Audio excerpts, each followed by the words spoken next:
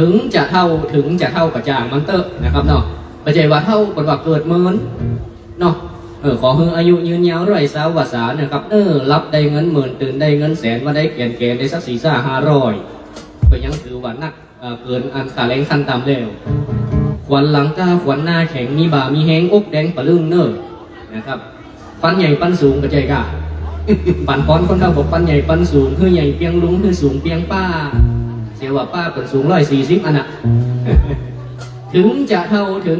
ครับพี่น้องครับซับมาเป็นซอของ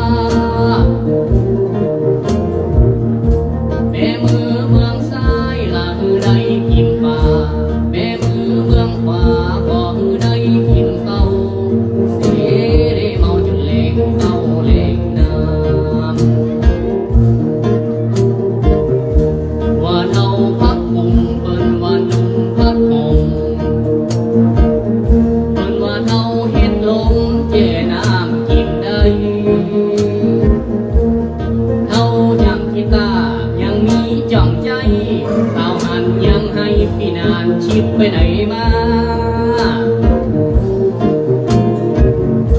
ว่าจับใจเฮงยังบ่เน้นใจกา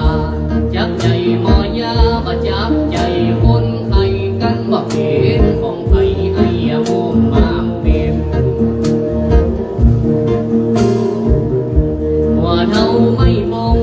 จ้องใจแบ่งตรงว่าเท่าไม่มองจ้องใจแบ่ง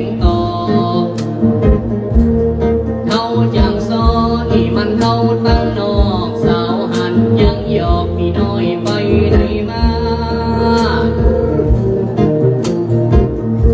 ว่าจับใจเฮงยังบ่แน่นใจกาจับใจหูบ้าบ่จับใจผ้าน้อยขี้อูขี้ฟอยขี้เหล้าจามจอย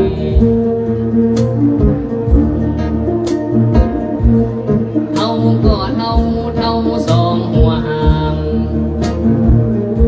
แต่ว่าทำกลางอายยังบ่เท่าปากกำใดละว่าข้านี่เท่าเสียมันใจเดาอย่าหักไม่โตยบ่ตันแบ่งลูกแบ่งเต้าอย่าไปยากมันยังมาคืน